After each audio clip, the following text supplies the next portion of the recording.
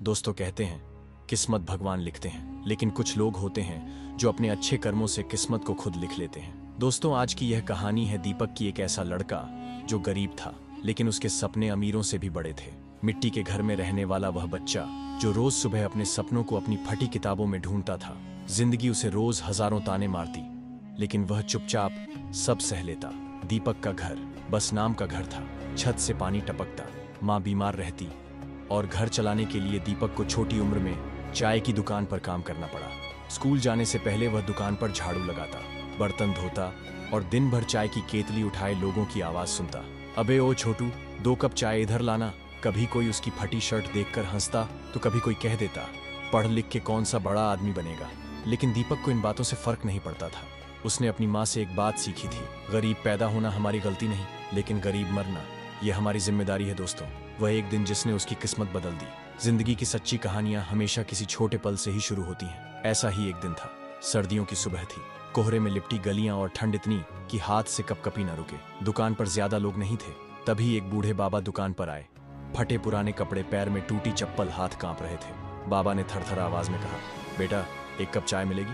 दुकान का मालिक बोला, पैसे हैं तो चाय मिलेगी, नहीं तो निकल यहाँ से। बाबा ने अपनी जेब में हाथ डाला। सिर्फ कुछ सिक्के निकले, शायद वह भी पूरे नहीं थे। दीपक एक कोने में खड़ा सब देख रहा था।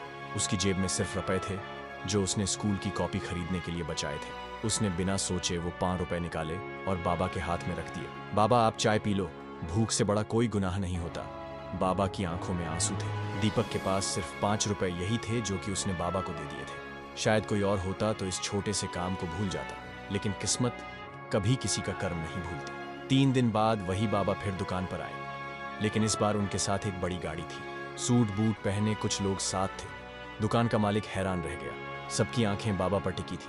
बाबा ने दीपक को पास बुलाया और कहा, बेटा जिस दिन तुमने मुझे चाय पिलाई थी उस दिन तुमने सिर्फ एक बूढ़े आदमी को नहीं, अपनी किस्मत को खरीद लिया था। दीपक कुछ समझ नहीं पाया। बाबा ने आगे कहा, मैं कोई मामूली आदमी नहीं, मैं राजवीर सिंह हूँ, शहर का सबसे बड़ा बिजनेसमैन। मैं गरीबों की मदद करने के लिए अपनी पहचान छुपाकर लोगों की ईमानदारी को परखता हूँ, और तुम वह पहले इंसान हो जिसने बिना मतलब के मेरी मदद की। उस दिन बाबा ने दीपक की पढ़ाई से लेकर उसके पूरे घर की जिम्मेदारी अपने ऊपर ले ली। फिर कुछ सालों बाद वही दीपक जो कभी लोगों की चाय के कप धो था, आज IAS ऑफिसर बनकर पूरे गांव की किस्मत बदल रहा था। जिस दुकान पर कभी लोग उसे ताने मारते थे, उसी दुकान के मालिक ने एक दिन सलाम ठोक कर चाय दी। पूछते थे, दीपक तेरी किस्मत कैसे बदल गई?